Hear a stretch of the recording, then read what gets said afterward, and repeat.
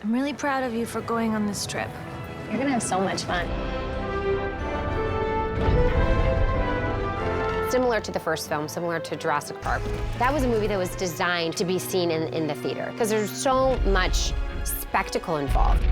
We tried to design an experience that was going to be conducive to large format. I love big scope and I love big movies, but I also want those movies to have an intimacy and a sense of humanity to them. Bringing that feeling to this was my absolute #1 priority. You know, the IMAX experience specifically in this, it's a pretty stunning experience. You really do feel the difference.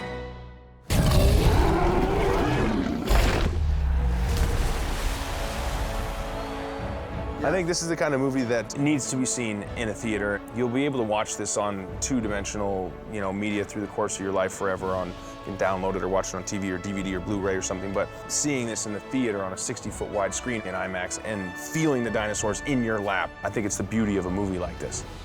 You just can't feel the largeness of it when you're watching it, say, on your phone or even on your TV. You just don't feel it. But when you're sitting in the theater watching it in IMAX, I mean, the sound makes you physically vibrate.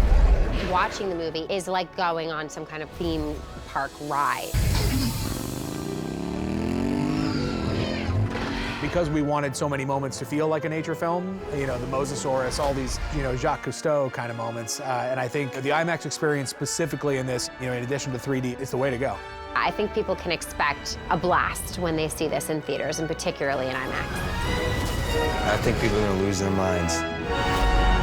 That was awesome.